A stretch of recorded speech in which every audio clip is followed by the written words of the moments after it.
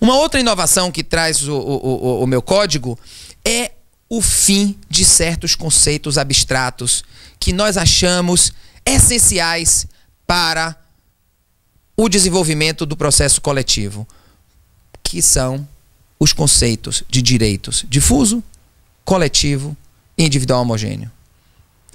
Por que nós achamos que precisamos encaixar cada situação fática numa caixinha que nós chamaríamos de direito difuso, ou de direito individual homogêneo, ou direito coletivo, e a partir dessa caixinha nós teríamos uma resposta?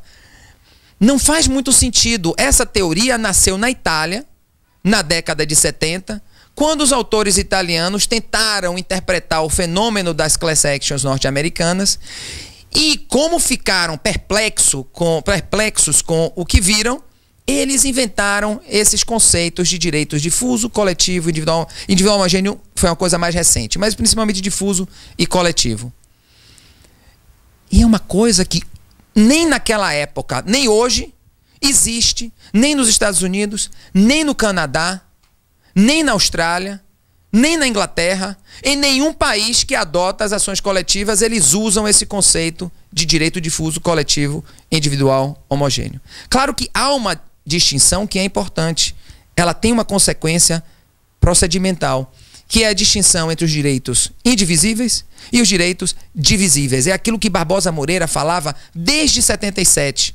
Os direitos acidentalmente coletivos e os direitos essencialmente coletivos. E o que o Teori Zavascki chama de tutela coletiva de direitos e tutela de direitos coletivos.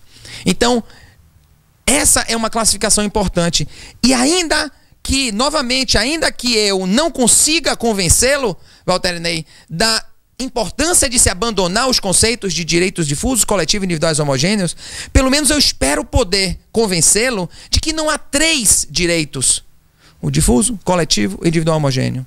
Não há 3, não é uma classificação trinária, mas uma classificação binária dos direitos indivisíveis e dos direitos indivisíveis. Isso é uma classificação aceitável, porque ela tem relevância prática. Uma classificação trinária não tem a menor utilidade. Agora veja bem, com o que eu quero substituir os conceitos de direitos difusos, coletivos e individuais homogêneos? Eu quero substituir esses conceitos com um conceito mais amplo, que é o que existe nos Estados Unidos, é o que existe no Canadá e na Austrália, eu quero substituir por um requisito da existência de questão comum, de fato ou de direito. Basta isso. Basta existir questão comum, de fato ou de direito, que possibilite a tutela coletiva pelo juiz para que ele possa considerar e conhecer uma ação coletiva e resolver um problema de uma forma coletiva. Uma outra inovação importante é o que agora está muito sendo discutido, é o controle judicial da representação adequada. Tá?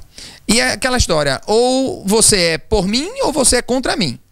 Quem é contra o controle judicial da representação adequada tem que ser a favor de uma representação inadequada. Ninguém quer ser a favor de uma regra inadequada. As pessoas de uma representação inadequada. As pessoas gostam de dizer que são contra o controle judicial da representação adequada, mas quando elas percebem que elas estão se posicionando a favor de uma representação adequada, elas percebem que essa é uma posição absolutamente insustentável. E a regra é simples. O legitimado coletivo tem que representar os interesses do grupo de uma forma adequada. Se ele não está representando, se a atuação dele não é adequada, ele tem que ser substituído. E se houve sentença e coisa julgada, essa sentença não pode fazer coisa julgada, não poderá vincular o grupo. Por fim, uma última inovação. A notificação, uma última inovação. A notificação adequada, que hoje é por edital, mas que eu acho que precisa haver uma notificação que não seja ficta, que seja uma notificação adequada para os membros do grupo e para demais legitimados. E claro que dentro do projeto há outras inovações, como a prova estatística por amostragem, o ônus dinâmico da prova, a possibilidade de um acordo coletivo que não é o mero termo de ajustamento de conduta, mas um verdadeiro acordo com concessões mútuas entre as partes. Para isso, obviamente, é preciso haver uma audiência pública, um controle do juiz da adequação do representante, da adequação do acordo e um juiz que aprove ou desaprove os termos do acordo. Essas são, rapidamente, as principais inovações que eu trago no Código de Processo Civil Coletivo. Professor, já que estamos falando sobre questões polêmicas relacionadas à sua obra, uma das que mais chama atenção é aquela relacionada à coisa julgada segundo eventum litis, que, de acordo com a sua obra, seria uma verdadeira farsa. No que consiste exatamente essa afirmativa? Bem, eu levei muitos anos para chegar a essa conclusão. Não é uma questão que eu tenha chegado de uma forma leviana. O tema da coisa julgada é realmente o mais importante do processo coletivo. Quem não conhece a coisa julgada coletiva não pode conhecer o processo coletivo. Tanto que eu acho, isso eu falo desde 93, inclusive no meu livro publicado em 95. Quem não conhece a ação coletiva, a coisa julgada coletiva, não pode conhecer o processo coletivo. Eu sugiro, inclusive, que quem queira entender de processo coletivo comece estudando a coisa julgada do direito brasileiro, que é extremamente complexa. A coisa julgada segundo eventum litis do direito brasileiro. Mas não somente extremamente complexa, ela é desnecessariamente complexa. Ela não precisava ser assim. Veja, estamos diante de um debate entre a coisa julgada pró e contra do direito brasileiro, e a única considerada pelos países desenvolvidos que tem uma ação coletiva, é a coisa julgada pró e contra, independente do resultado, e a coisa julgada totalmente brasileira, uma invenção nacional, a coisa julgada secundum eventum litis. Claro, não há como negar o romantismo da coisa julgada secundum eventum litis. Todas as pessoas falam, mas é uma coisa maravilhosa, é uma coisa julgada que não pode prejudicar ninguém, só pode beneficiar.